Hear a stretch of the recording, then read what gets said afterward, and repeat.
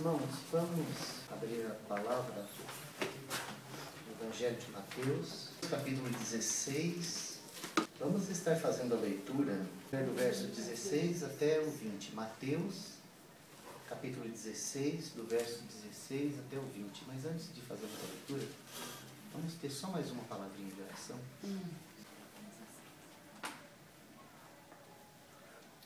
Pai, em nome de Jesus Cristo, nós estamos agora abrindo a Tua Palavra. Amém, Senhor.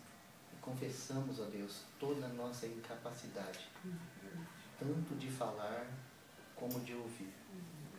Então nós te pedimos, ó Deus, que nesta noite, mais uma vez, o Senhor, na sua muita misericórdia, pelo seu Espírito Santo, possa estar abrindo os ouvidos do nosso íntimo para recebermos a Tua Palavra. Amém, Senhor.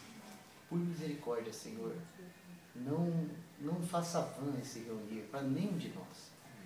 Dá-nos da Tua porção, Senhor, aquele alimento que vem dos céus, para nos fazer ver a Tua beleza, a Tua grandeza, a Tua vontade, o Teu propósito. Dirige-nos, Senhor. Nós queremos, no nome santo do Senhor Jesus, já repreender toda a ação de Satanás contra o estudo da Tua Palavra. É verdade, Senhor. Tanto na mente, Senhor, como nas circunstâncias. Que o Senhor, ó Deus, anule no nome de Jesus tudo aquilo que está preparado para intervir, para incomodar, para atrapalhar a nossa atenção e o decorrer da ministração da Tua Palavra. Guarda, Senhor, este lugar, no Teu nome. Guarda, Senhor, a nossa mente e o nosso coração focados na Tua Palavra. E dá-nos, Senhor, a intrepidez, a sabedoria e a condição de falar. E quebra também, Senhor, todos aqueles dogmas, aquelas tradições, aquelas coisas do nosso coração que atrapalha, que não permite que a nossa mente seja renovada no Espírito. Por isso, nós nos humilhamos diante de Ti. Mesmo antes de ler a Tua Palavra, nós pedimos ao Senhor, fala conosco, em nome de Jesus. Amém. Respondendo Simão, Pedro disse: Tu és o Cristo, o Filho do Deus vivo. Então Jesus lhe afirmou: Bem-aventurado és, Simão Bar-Jonas, porque não foi carne e sangue que te revelaram, mas meu Pai que está nos céus.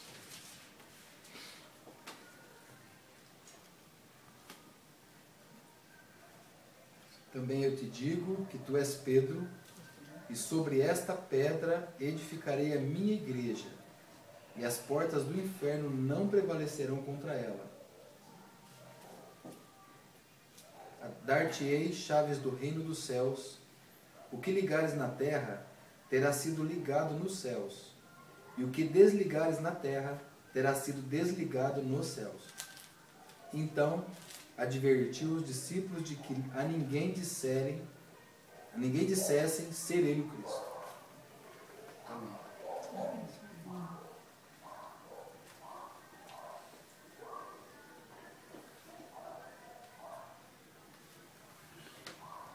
Irmãos, como a gente tem repetido quase todas as vezes que nós nos reunimos aqui, nós estamos estudando a respeito do Evangelho do Reino. Esse é o assunto de Mateus, o Reino dos Céus. E nesses 3 capítulos que nós estamos estudando, capítulo 16, 17 e 18, nós temos esse assunto, faz parte da dispensação do Reino dos Céus, que é o reino e a igreja. Então nós vemos aqui de início o Senhor Jesus perguntando. Durante todo o ministério do Senhor Jesus, a gente descobre os homens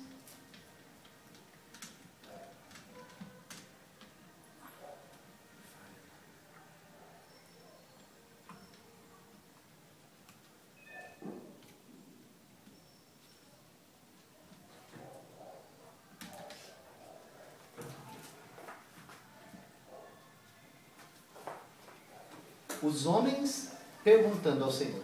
Você vê que os fariseus, os escribas, os próprios discípulos chegam ao Senhor e falam: mestre, o que é isso? Mestre, o que é aquilo? Mestre, é lícito fazer isso? Mestre, é lícito fazer aquilo? Mas aqui em Mateus 16, a gente vê o próprio Senhor, ele fazendo essa pergunta para os discípulos: o que dizem os homens que eu sou? E logo em seguida, depois da resposta genérica a respeito das opiniões populares a respeito de quem era o Senhor, então ele faz essa pergunta centrada nos discípulos, aqueles discípulos que estavam andando com ele durante todo o tempo. Então o Senhor Jesus se vira para eles e diz: e vocês? O que você tem a dizer a meu respeito? Que vocês dizem que eu sou? Então Pedro, entre aqueles discípulos, Pedro se levanta para falar. Quando ele abre a sua boca para falar, a expressão que sai da boca de Pedro é: tu és o Cristo, o Filho do Deus vivo. Irmãos, que revelação, que grande revelação que este homem recebeu. Agora, este homem, a gente precisa entender isso. Este homem, ele, como ser humano, ele também era um descendente de Adão. Ele também era um pecador. Ele era mais um miserável pecador alcançado pela graça. Mas ele tinha um problema que talvez muitos de nós também temos. Ele era um homem que ele estava sempre pronto para fazer, para falar, para agir. Nós chamamos isso de o homem natural. O homem natural é forte, o homem natural é esperto, o homem natural é cheio de capacidade. Então, quando Pedro falou essas palavras tão altas: tu és o Cristo, o Filho do Deus vivo. Então, logo em seguida, nós temos o Senhor Jesus falando. E o Senhor fala para Pedro assim, fala: Pedro, isso não veio de você.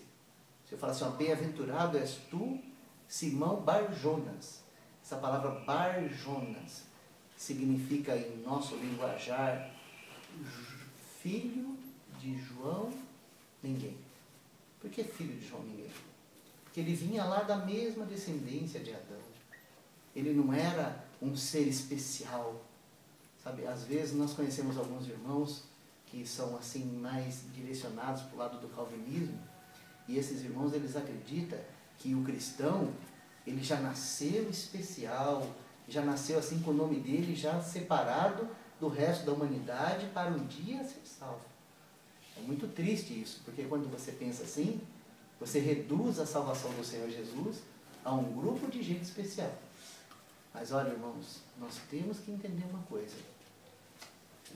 O Senhor, ele escolheu as coisas loucas desse mundo, as coisas desprezíveis desse mundo e as que não são, para confundir as que são. Então, quando nós recebemos o Senhor pela sua misericórdia e graça, não deve haver nenhuma ponta de orgulho em nosso coração pelo fato de nós termos sido escolhidos por Deus, porque na verdade Ele nos escolheu porque Ele não prestava nem para o tacho. Então foi por isso que Ele nos escolheu. Quando vem esse sentimento no nosso coração, então nós vamos poder verdadeiramente anunciar o Evangelho, porque Deus amou o mundo de tal maneira que deu o seu Filho unigênito para que todo aquele que nele crer não pereça, mas tenha vida eterna. Ou seja, Deus deu o seu Filho para o mundo inteiro. Deus deu o seu Filho para que o mais miserável, o mais vil pecador pudesse encontrar em Deus um lugar de salvação. Então esse sentimento do homem natural é um sentimento reprovado diante de Deus. Esse sentimento de orgulho, de grandeza, de poder. Mas Simão, então o Senhor disse assim: bem-aventurado és tu, Simão Bar-Jonas, porque não foi carne nem sangue que tu revelou. Ou seja, aquelas palavras tão grandiosas que apontava para Jesus somente como grande salvador da humanidade. Por quê, irmãos? Nós temos que entender isso. Porque Cristo significa aquele que veio tomar o lugar dos pecadores. E o Filho do Deus vivo significa um homem, um outro homem. Totalmente o contrário do que foi que aconteceu com Adão.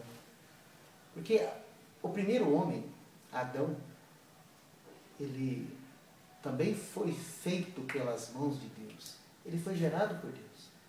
Quando nós lemos o Evangelho de Lucas, no Evangelho de Lucas nós temos uma genealogia diferente do Evangelho de Mateus.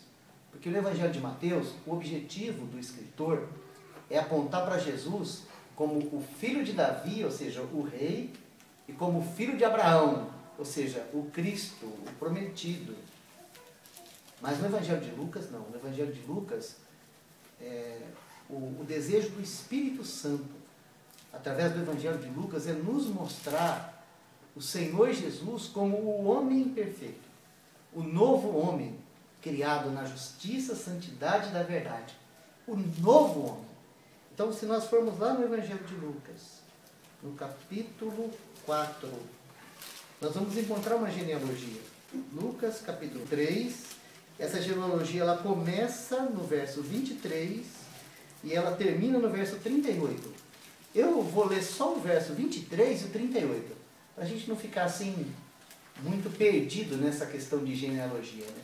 Mas depois eu aconselho os irmãos, quando os irmãos estiverem estudando o Antigo Testamento, fazendo aquela leitura bíblica, sabe?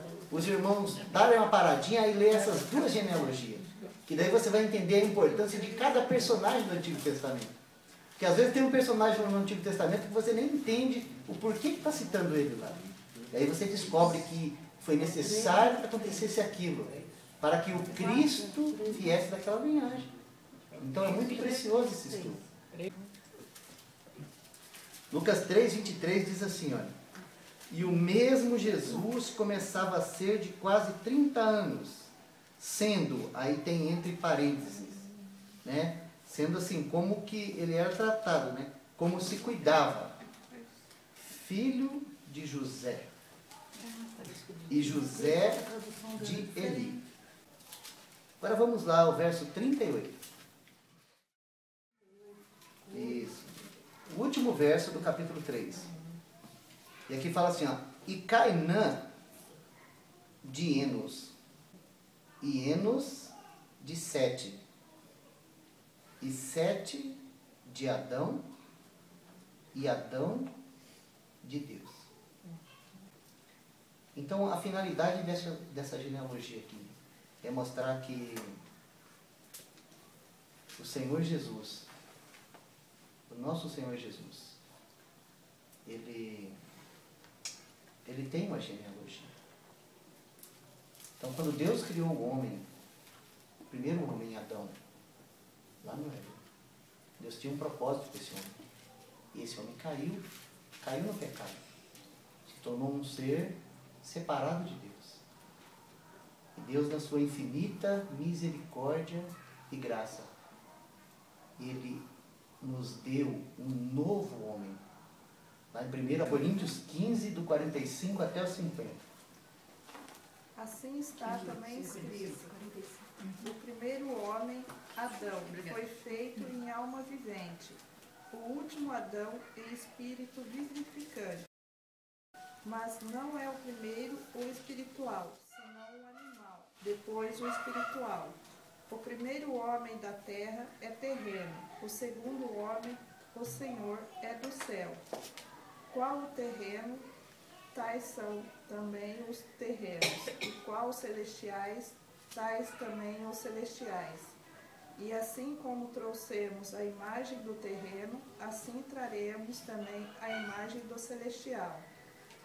E agora digo isto, irmãos, que carne e sangue não podem herdar o reino de Deus, nem a corrupção herda a incorrupção. Amém. Glória a Deus. Que texto precioso. Então, nesse texto aqui a gente consegue entender a diferença do primeiro Adão para o último Adão. Então, aquela declaração que saiu da boca de Pedro, a respeito de Jesus era não somente que ele era aquele que veio morrer por nós, mas que ele é um novo homem, o próprio Filho de Deus, que veio a este mundo para estabelecer em si mesmo uma nova raça. É disso que fala 1 Coríntios. Aqui apresenta as duas raças, o homem natural, o homem espiritual, o homem da terra, o homem do céu, o homem caído, o homem Senhor. Então, quando nós vemos esse paralelo, a gente consegue compreender o que foi que saiu da boca de Pedro. Mas não só isso. O próprio texto aqui de 1 Coríntios deixa bem claro que carne e sangue não pode. Sabe, tem umas coisas na Bíblia que eu acho tão maravilhoso, que a Bíblia ela é enfática, fala, não pode. Sabe o que quer dizer? É que com o nosso raciocínio, com o nosso saber, com o nosso esforço, com aquilo que é gerado de nós mesmos, não pode. Não pode herdar o reino de Deus. O Senhor Jesus disse a Nicodemos, se alguém não nascer de novo, não pode ver o reino de Deus. Então, quando a gente olha para isso, a gente vê que o homem natural não pode, não faz parte da nossa condição. Louvado seja Deus, que enviou o homem espiritual, que enviou Jesus, que enviou o Espírito Santo para nos revelar aquilo que nós não podemos conquistar. Enviou Jesus para nos dar aquilo que de maneira alguma poderíamos conquistar, comprar, fazer. É impossível, homem.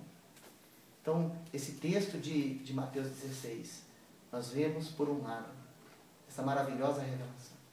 Tu és o Cristo, Filho do Deus vivo. Da onde saiu isso? Então, a gente sabe que não saiu da mente do Pedrão. Não saiu do coração do Pedrão. Não saiu do suor do Pedrão. Não saiu nem sequer, sabe, da capacidade mental dele de analisar a Jesus. Sabe por quê? Porque quando ele falava do coração dele, da capacidade mental dele, da experiência dele de andar com Jesus, ele falava bobagem. Vocês querem ver um negócio? Vamos voltar lá em Mateus 16, que nós temos o Pedrão falando por si mesmo. Mateus, capítulo 16, vamos ler do verso 22 até o final do verso 23. E Pedro, chamando-o à parte, começou a reprová-lo, dizendo: tem compaixão de ti, Senhor, isso de modo algum te acontecerá. Mas Jesus, voltando-se, disse a Pedro: arreda, Satanás, tu és para mim pedra de tropeço, porque não cogitas das coisas de Deus, e sim das dos homens. Olha que coisa. Agora é Pedro. Agora não é o Espírito de Deus. Agora é Pedro. Então, quando Pedro descobriu o que significava Cristo, porque saiu da boca de Pedro essa palavra, tu és o Cristo, o Filho de Deus. Então, essa é uma revelação muito alta. Mas qual que é o entendimento nosso a respeito disso? Então, para nós, o Messias, o enviado de Deus, é alguém que deve ser muito honrado, é alguém que deve ser muito bem recebido, é alguém que deve ser muito bem quisto. Para nós, esse é o conceito que nós temos de Messias. Não somente isso. Para nós, se alguém aqui na terra é filho de Deus, então todo o dinheiro desse mundo tem que sair do bolso dos ímpios e vir para o bolso dele. Se alguém aqui na terra é filho de Deus, então todo o conforto desse mundo deve estar nele. Porque ele é filho de Deus, então ele tem que ser abençoado, ele tem que ser próspero, ele tem que ser rico. Então, quando o Senhor Jesus explica para ele qual era a missão do Filho de Deus aqui na terra, o que ele fez? Ele falou: Senhor, de maneira nenhuma você vai sofrer, você vai ser rejeitado, você vai apanhar, você vai perder, você vai ser crucificado, você vai morrer para ressuscitar ao terceiro dia. Tem misericórdia de ti mesmo, tem compaixão de ti mesmo. Então agora Pedro estava falando. E o Senhor fala para ele assim, ó, arreda Satanás. Ou seja, quando a carne e o sangue falam, sabe quem é que que gosta de usar esse combustível? Carne e sangue. Quem gosta de usar esse combustível é o próprio Satanás. Já o nosso Senhor, ele não trabalha na mesma sintonia. Ele não trabalha nessa sintonia. E é por causa disso que não tem como a igreja do Senhor ser edificada se não houver regeneração em nossas vidas. Não tem como a gente oferecer nada para o Senhor na nossa carne. Todo o fervor da carne, toda a capacidade do homem natural, toda a vontade humana não serve para a edificação do corpo de Cristo. Então é por causa disso que nós só vamos começar a entender o que significa o viver da igreja. Nós só vamos começar a participar dessa realidade espiritual poderosa do viver da igreja, depois que nós passarmos pela morte e ressurreição. Depois que isso não deixar de ser apenas um conceito teológico, mas se tornar uma experiência viva e real na nossa vida. Enquanto isso não acontece, nós temos conceitos carnais e naturais do que é a igreja. Se hoje nós temos essa grande bagunça aí chamada igreja, é exatamente por causa disso, porque a carne está no governo. Então você encontra Gálatas, aquele texto que fala das obras da carne. Você encontra lá em Gálatas também aquele texto que fala das obras do Espírito. Então você faz um paralelo e dá uma olhada para ver como que está sendo a edificação da chamada igreja hoje no mundo. O que você tem na igreja visível? Então você descobre que o combustível é inveja, porfia,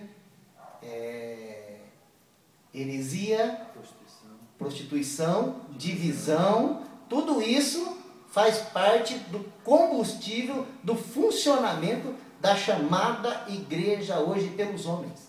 Essa não é a igreja de Jesus Cristo. Isso é alguma coisa que a carne e o sangue inventou e colocou o nome de igreja. Porque o Senhor Jesus, ele tem edificado a sua igreja numa base.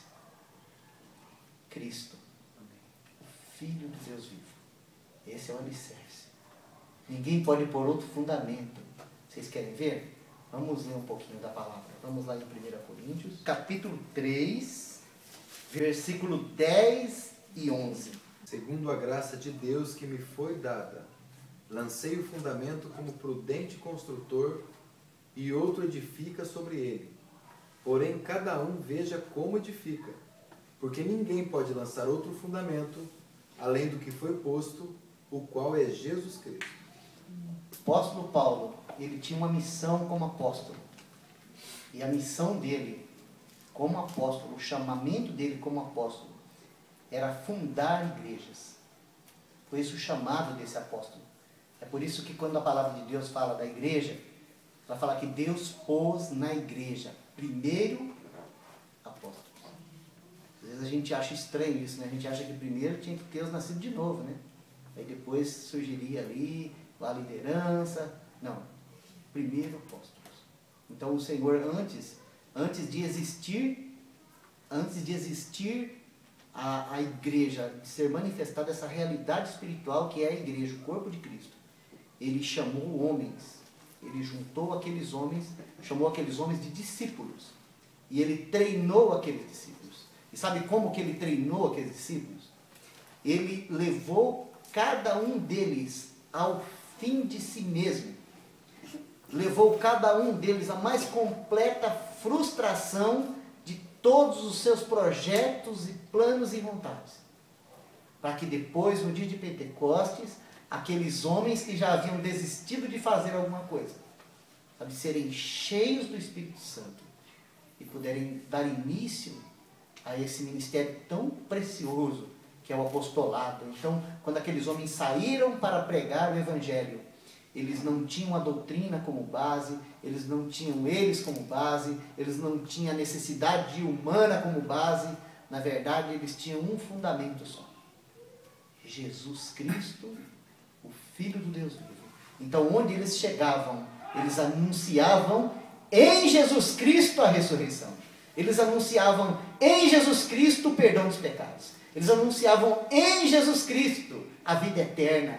Eles anunciavam em Jesus Cristo a cura, em Jesus Cristo uma nova vida, em Jesus Cristo a libertação dos pecados. Tudo o que eles pregavam tinha uma base, somente uma base. Deus enviou seu Filho ao mundo para salvar os pecadores. Este Jesus que vocês rejeitaram, Deus o fez Senhor e Cristo. Arrependei-vos e convertei-vos. Convertei-vos a Jesus Cristo, porque foi para isso que ele veio. Ele não leva em conta os tempos da ignorância. Há um só mediador entre Deus e os homens, Jesus Cristo, homem. Todo aquele que invocar o nome do Senhor será salvo. Essa é a mensagem apostólica. Então o apóstolo Paulo falou assim, ó, eu coloquei o fundamento. Agora vejam bem o que vocês vão fazer com esse fundamento. Porque se alguém colocar outro fundamento, que não seja esse que já está posto, seja é anátema. Por quê? Porque ninguém pode pôr outro fundamento. Nós só podemos experimentar o que significa ser igreja, se nós formos feitos de novo. Então, na continuidade, o Senhor Jesus fala assim, ó, e sobre esta pedra edificarei a minha igreja, e as portas do inferno não prevalecerão contra ela. Irmãos, esse texto ele tem me chamado muita atenção, porque a gente vê de maneira bem clara nesse texto, que o nosso Senhor ele está dizendo que a igreja dele, a minha igreja, ela está sendo edificada em terreno adversário. Nós precisamos entender isso. O mundo inteiro jaz no maligno. Vamos ler o texto? 1 João, lá no finalzinho da Bíblia. 1 João, capítulo 5, último capítulo de 1 João, verso 19. Sabemos que somos de Deus e que o mundo inteiro jaz no maligno. Olha só que texto. Nós somos tão encantados com esse mundo, não é verdade? Mas esse texto aqui, ele deixa bem claro, essa é a realidade espiritual desse mundo. O mundo inteiro jaz no maligno. Quando o Senhor Jesus foi tentado, nós já estudamos isso aqui, está lá em Mateus 4. Quando Jesus foi tentado, Satanás levou o Senhor Jesus a um lugar alto e mostrou para ele toda a glória desse mundo. E disse para ele assim, ó, tudo isso é seu, se tão somente prostrado me adorares. Foi isso que aconteceu depois que o pecado entrou no homem. O pecado entrou no homem e fez do homem um filho espiritual do diabo, um escravo do pecado, um ser cego para a realidade das coisas de Deus. Então, por causa disso, que carne e sangue não pode herdar o reino de Deus. Por causa disso que não pode um homem natural edificar a igreja de Deus, ou sequer fazer parte da igreja de Deus. O homem natural, ele precisa ser tirado daquela condição de morto para Deus, ele precisa ser tirado daquela condição de cego para Deus, ele precisa ser tirado daquela condição de um com o mundo, para que ele possa ser feito um com Deus. Essa é uma experiência que precisa acontecer no homem natural, antes de haver a vida da igreja. Sabe, existe algo assim muito precioso na palavra, que a gente tem dificuldade de entender por causa do modelo de igreja que nós temos hoje. Porque hoje nós temos um modelo de igreja que é feito na base da necessidade do mundo, da necessidade do homem, do coração de alguns ministros, da necessidade financeira. Então o cara vai lá, abre um negócio, coloca o nome de igreja e fala, vamos juntar gente, vem do jeito que vocês querem, não importa, continua do jeito que você está, o importante é você estar aqui. Porque aqui é o lugar de salvação. Irmãos, a Bíblia não fala isso. Não. O Senhor Jesus, ele chegou naqueles apóstolos, depois que ele ressuscitou, antes dele subir aos céus, ele chegou naqueles apóstolos e disse assim, ó, ide por todo mundo pregai o Evangelho. Ide por todo mundo e pregai o Evangelho. Ele não falou para você trazer as pessoas para ouvir o Evangelho, ele falou, vai pregar o Evangelho. Porque é o Evangelho de Jesus Cristo, o poder de Deus para a salvação de todo aquele que crê. Sabe, quando o Evangelho chega lá nas trevas, ele é poderoso para nos tirar do poder de Satanás e nos trazer para Deus. Só o Evangelho pode fazer isso. A religião não tem essa força, a religião não tem esse poder, porque a religião ela é fomentada por carne e sangue. A religião ela necessita satisfazer a vontade da maioria, a vontade do povo, ela precisa ser um com a política, ela precisa ser um com os homens, ela precisa ser essa coisa que satisfaz o coração humano para ela poder subsistir. O Evangelho não precisa de nada disso. O Evangelho fala de uma obra pronta. No Evangelho de Deus, Jesus Cristo é o autor e consumador. Sabe o que significa isso? Significa que ele começou, que ele já terminou. Está pronto. Então, quando chega a notícia, essa é uma notícia que nós precisamos receber com alegria. Receber, porque nós não podemos fazer nada. Absolutamente nada. Tudo o que está ao nosso alcance é quando a graça nos convence do pecado, que nós dizemos assim, Senhor, Senhor, eu preciso desse Evangelho. Atos capítulo 26, verso 15 até o verso 18. Disse eu, quem é, Senhor? E ele respondeu, eu sou Jesus, a quem tu persegues.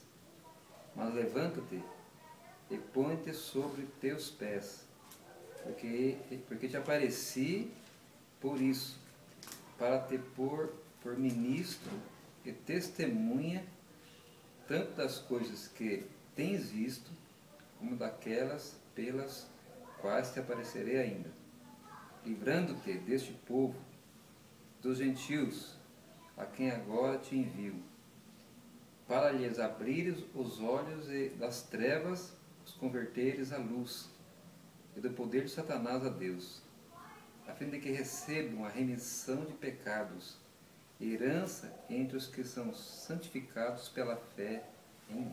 Essas são palavras do Senhor Jesus Cristo. Foi para isso que o Senhor Jesus Cristo apareceu a Paulo. Foi para isso que o Senhor Jesus Cristo nos chamou para pregar o Evangelho. Esse é o trabalho do Evangelho. É tirar o homem das trevas e trazer para a luz. É tirar o homem do poder de Satanás e trazer para Deus. É isso que o Evangelho faz.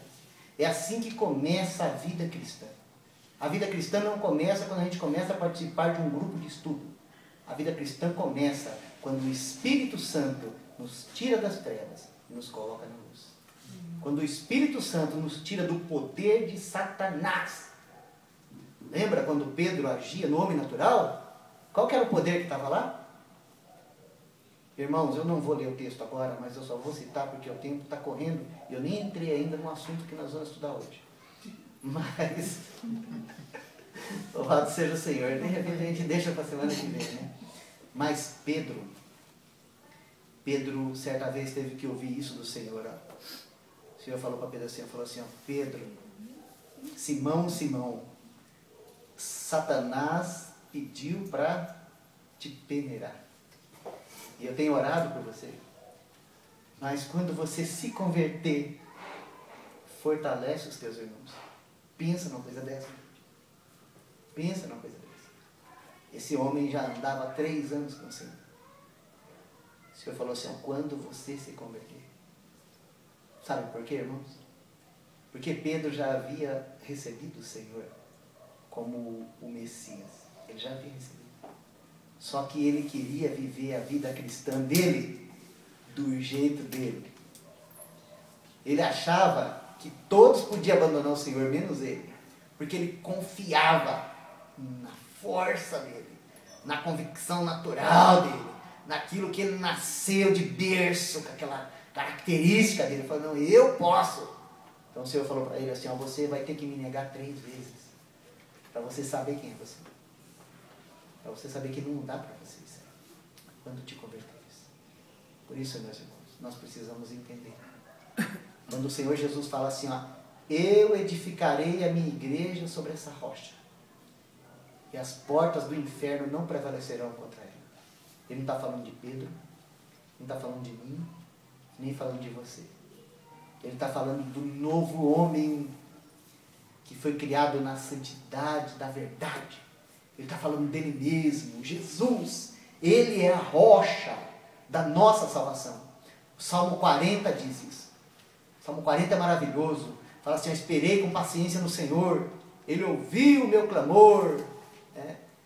E tirou-me de um charco de lodo, um lamaçal. O que era isso, irmãos? Esse era o lugar que nós vivíamos. E firmou-me sobre uma rocha. Quem que é essa rocha? É Cristo. Sobre esta rocha edificarei a minha igreja. Irmãos, essa palavra igreja, ela no grego é eclesia, que significa tirados para fora. Então agora nós estamos entendendo que para vivermos a vida da igreja, nós temos que ser cortados de algum lugar, elevados para outro. Não é verdade? É isso que significa a vida da igreja. O que é a igreja, irmãos? A gente diz assim: a igreja somos nós. É assim que a gente diz: todo lugar que eu vou é essa conversa. Até na cadeia eu chego lá e falo assim: gente, vocês sabem o que é a igreja? Fala: nós sabemos. A igreja somos nós. Irmãos, o irmão Stephen Calme tem uma palavra muito preciosa a respeito do que é a igreja. E eu vou citar isso para os irmãos assim, meditarem. O irmão Stephen Calme ele diz o seguinte: a igreja, para que a igreja exista. Então, o que é a igreja? Então ele fala assim, ó: eu mais Cristo menos eu. O Ricardo mais Cristo menos o Ricardo. A Muri mais Cristo menos a Muri. E assim por diante. Ou seja, para que haja a vida da igreja, esse evangelho precisa atuar em nós. Enquanto a nossa natureza estiver em ação, enquanto a nossa natureza for capaz de decidir com quem que a gente quer andar, como é que a gente quer viver, aonde que a gente quer ir, de que forma a gente quer se vestir, o que que a gente quer falar, o que que a gente quer ler, o que que a gente quer escutar, de quem que a gente quer depender, não existe vida da igreja. Existe ouvintes da palavra de Deus.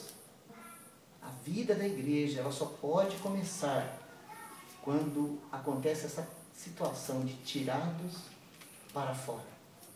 Essa é a expressão da igreja. Não adianta nós construir um prédio bem grandão, tem música legal, tudo direitinho, pessoal aí organizadinho, bastante gente, bastante dinheiro, e cada um vivendo para si.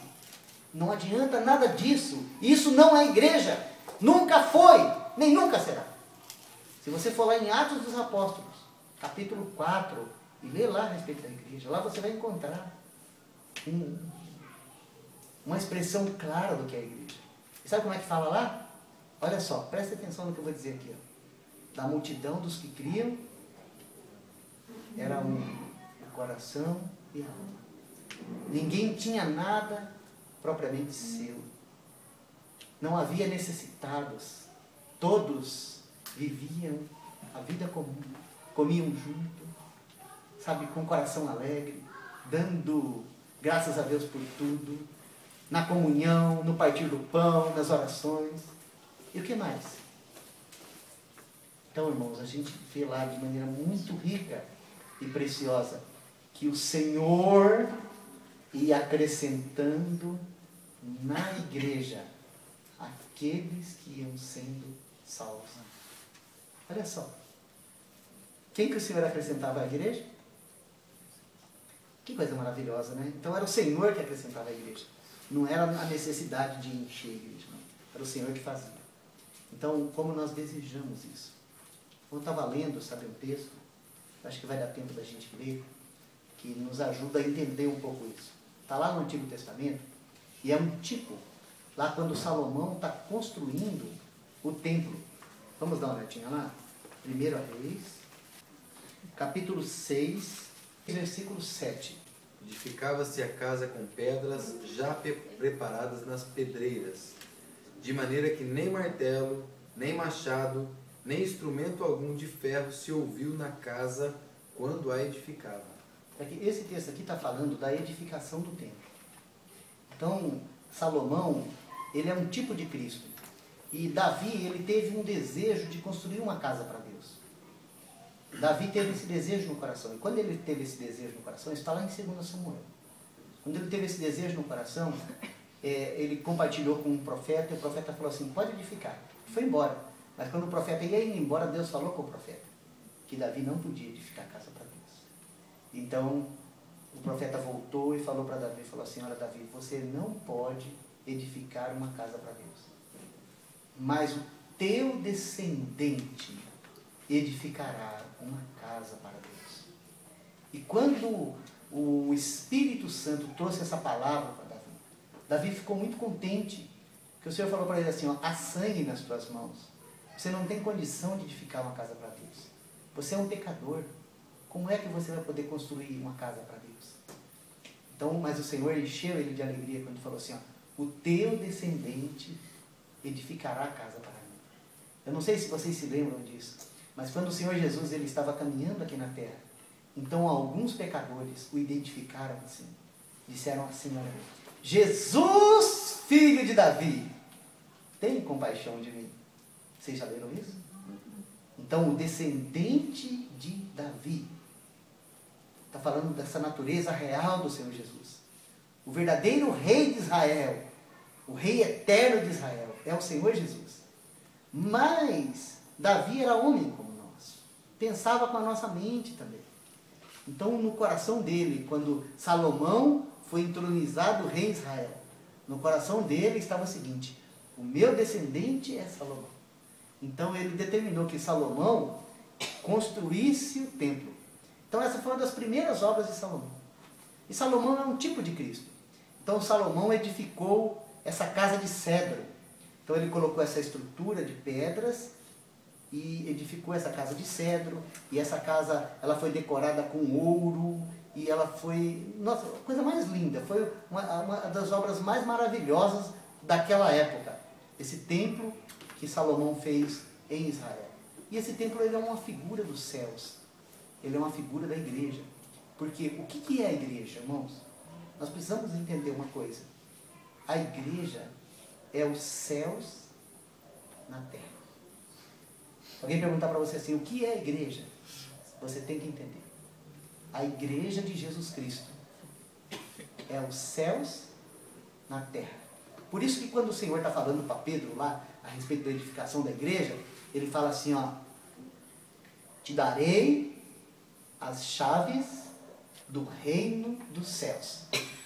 E tudo que ligardes na terra terá sido ligado nos céus.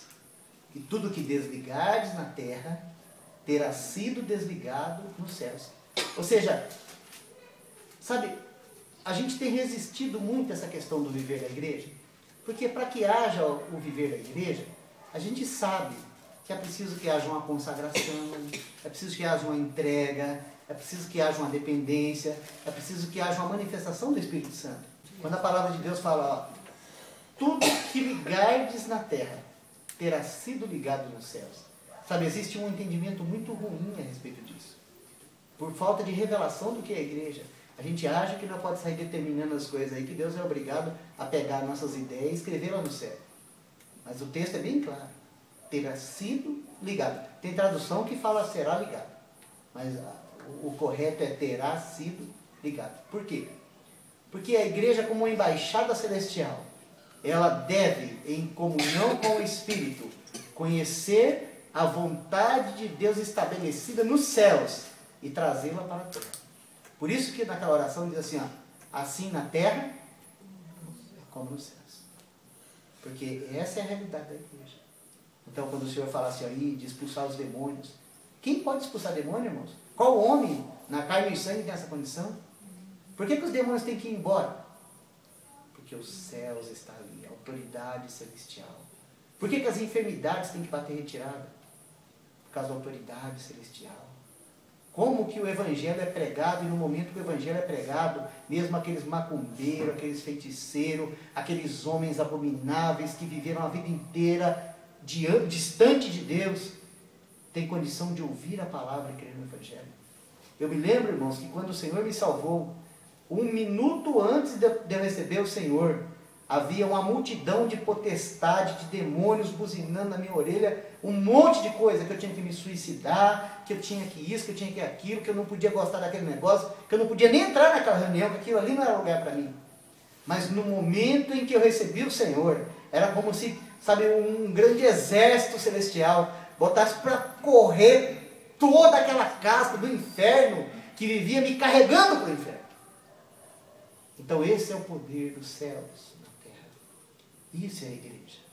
E é por isso que nós precisamos, sabe, antes mesmo de viver a vida da igreja, se render ao Evangelho para que o Senhor, no seu poder, na sua eficácia, faça isso, nos transporte. Tem um irmão que ele fala assim que nós estávamos todos num ônibus que ia para o inferno. Todos nós estávamos embarcados nesse ônibus. E o motorista era o diabo. E o motorista era o diabo. E o Senhor nos tirou para fora. Isso é a igreja. Então você vê que diferença? Qual que é o nosso conceito de igreja? Domingo eu vou na igreja. Esse é o nosso conceito de igreja. Olha, agora eu estou na igreja boa. Porque tem boa música, ar-condicionado, tem um banco, né? Fofinho. Banco fofinho, pregador eloquente. Irmãos, a igreja é o corpo de Cristo, é a coluna e baluarte da verdade. Mas esse templo que Salomão edificou é uma figura. Se nós lermos os textos com carinho, nós vamos ver que quando Salomão vai consagrar a Deus esse prédio, os olhos dele são abertos, e ele fala assim: ah, Senhor, nem os céus dos céus poderia conter a tua glória, e eu aqui com esse barraco aqui, querendo que o Senhor mora dentro. Ou seja, o Senhor abriu os olhos dele. Então falou assim: então, Senhor, seja sobre esta casa, porque aquela casa não podia conter ele. Então seja sobre essa casa. E quando nós pecar contra ti, que a gente voltar aqui para essa casa, se arrepender, nos perdoa. E quando a gente tiver sido levado para longe, que a gente lembrar que desobedeceu, e a gente olhar para aqui, tem misericórdia de nós. Mas ele viu que aquela casa não podia ser a casa de Deus. Mas ela é uma figura, ela é um tipo. Então quando aquela casa estava sendo construída, quando aquela casa estava sendo edificada, havia um princípio, irmãos, que nós precisamos aprender com ele. Qual o princípio que era esse? Então, aquela estrutura, aquela base para que aquela casa existisse, ela era feita de pedras. Pedras cortadas. Agora, aquelas pedras não eram cortadas na igreja, ou no templo. Aquelas pedras eram cortadas bem longe da casa. Então, aquelas pedras eram cortadas lá no pé do Monte Moriá. Eram pedras enormes. Elas eram cortadas e trabalhadas lá longe. E depois que elas estavam cortadas, naquela medida certa, precisa, para ela ser encaixada na construção. Então ela era trazida lá de baixo e só encaixada na construção. Não precisava de nenhuma massinha para dar liga, não precisava de nada. Ela já vinha pronta para ser colocada ali. Do jeito que ela era colocada ali, estava ali. Aquela era uma estrutura que não ia se mover, de maneira nenhuma. Então diz que nem barulho de martelo, nem barulho. Você não ouvia barulho naquela construção. Você já pensou numa coisa dessa? Uma construção sem barulho? Porque já vinha tudo pronto. Era tudo preparado lá longe. Então, olhando para esse texto, sabe, o Senhor encheu meu coração de alegria, de ver assim o que é a realidade da igreja. Então, irmãos, nós também, nós estamos sendo aparados, nós estamos sendo agitados, nós estamos sendo cortados. O Senhor tem colocado do seu Espírito, das coisas celestiais, sabe, um alicerce sólido no nosso coração, para que dê peso, para que essa pedra não seja um negócio que pode escorregar a qualquer hora. É porque a religião tem uns crentes que hoje é crente, amanhã desviou. Você já viu isso? Você já pensou a casa de Deus ser edificada desse jeito? Hoje você é uma rocha, amanhã você é um sabonete. Não tem condição de edificar uma casa desse jeito. Então o Senhor, Ele está trabalhando. Mas você tem que entender isso. Você não é salvo para ser salvo. Você não é salvo para ter a vida eterna e falar assim, uma vez salvo, salvo para sempre, agora eu posso viver do jeito que eu quero. A salvação tem um propósito. O Senhor está edificando a sua casa, o seu templo. Aquele prédio lá era uma figura. Nós somos pedras que vivem. Vamos terminar com esse texto? 1 Pedro. As pedras todas preparadas. Um canto. Está juntando. E tem uma coisa, irmão. Se a gente querer juntar essas pedras aí para nós fazer esse trabalho, também não funciona. Um dia vai, tá? Um dia vai, não vai? 1 Pedro, capítulo 2, versículo 5.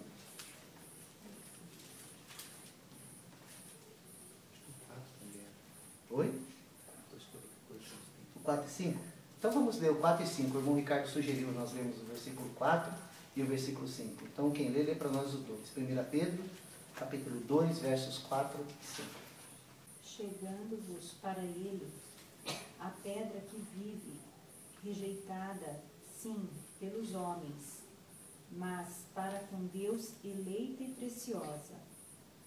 Também vós mesmos, como pedras que vivem, sois edificados casa espiritual para seres sacerdócio santo, a fim de oferecer sacrifícios espirituais agradáveis a Deus por intermédio de Jesus Cristo.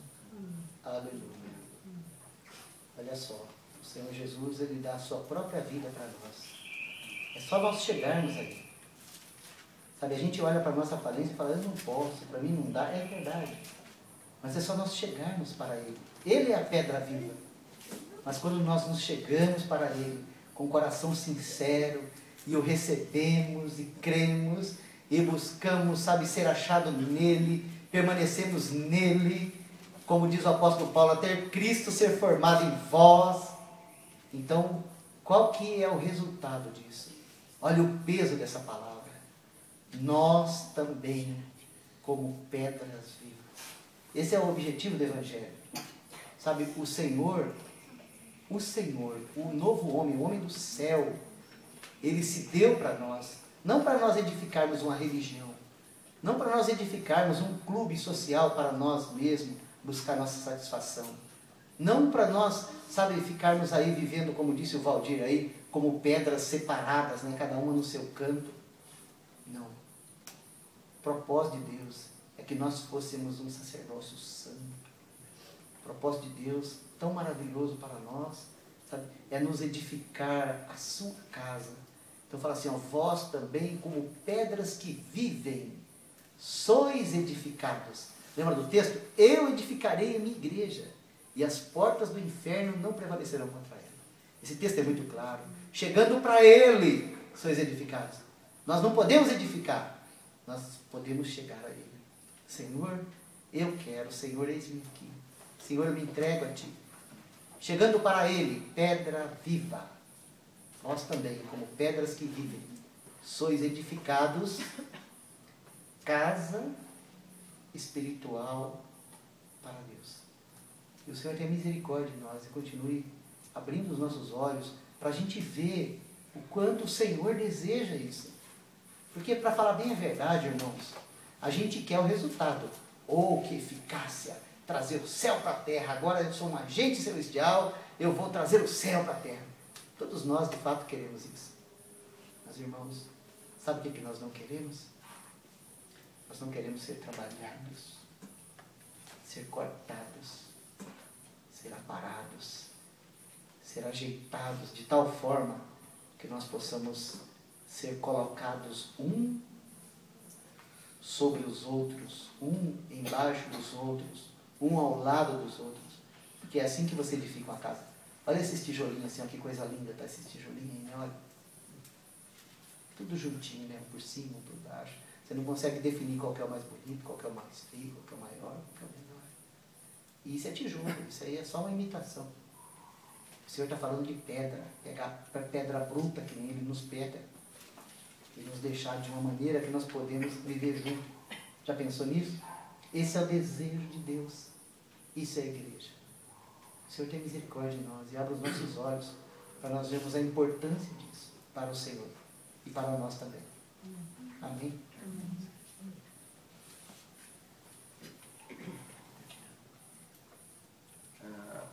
Primeira vez que, não sei se os irmãos sabem, mas a palavra tijolo tem na Bíblia.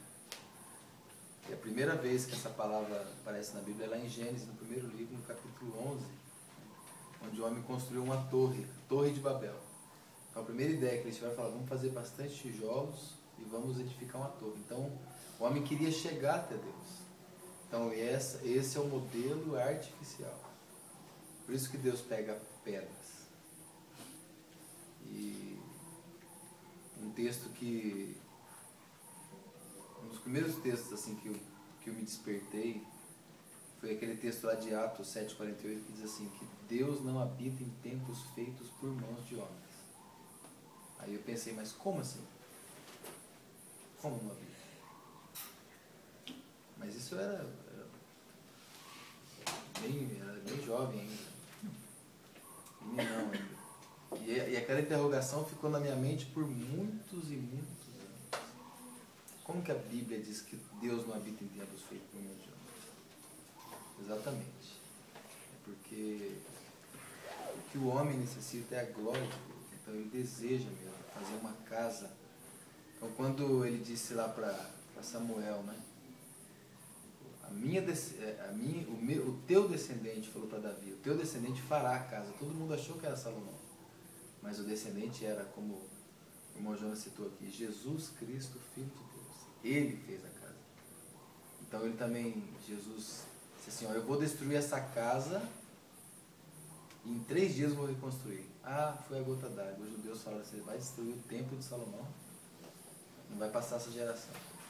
E vai reconstruir em 3 dias, nós demoramos 40 anos para construir, você vai destruir, vai construir em 3 dias?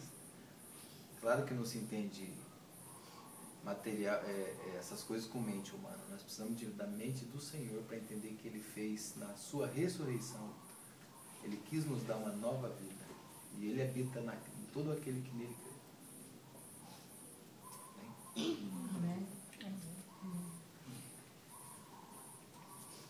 Ó Senhor Jesus, abra os nossos olhos para vermos teu propósito, tua igreja, teu chamamento. Dá-nos discernimento, Senhor, para que realmente nós tenhamos clareza nessa questão. Dá-nos revelação, Senhor. E não somente isso, trabalha conosco. Amém. Trabalha conosco de todas as maneiras, Senhor, para que verdadeiramente a tua igreja seja uma expressão viva e real no lugar onde vivemos. Nós estamos, Senhor, vivendo por um momento onde existem muitos nomes de igrejas, muitas religiões, muitas coisas que diz que é do Senhor, mas não temos contemplado com os nossos olhos essa realidade da tua igreja sendo edificada aqui na terra. Por isso nós queremos, Senhor, nos colocar aos teus pés, pedir para que o Senhor realize essa obra para a glória do teu nome, Senhor. Que o Senhor possa usar-nos, Senhor. Que o Senhor possa nos tomar como pedra bruta. Que o Senhor possa nos aparar, nos preparar e nos edificar a tua casa. Te pedimos, ó Deus, e te agradecemos. Em nome de Jesus. Amém. Irmãos, eu queria falar algo aqui. O problema da igreja hoje é que, em vez da igreja alicerçar ela na rocha, que é Cristo, e essa rocha é certificada nessa rocha, cada dessa rocha está servindo de tropeço para a igreja. Olha aqui, ó. Uma pedra de tropeço, de rocha de escândalo, para que aqueles que tropeçam na palavra, sendo desobedientes, para o que também foram destinados. Em vez de servir de edificar sobre ela, está servindo para muitos de tropeço.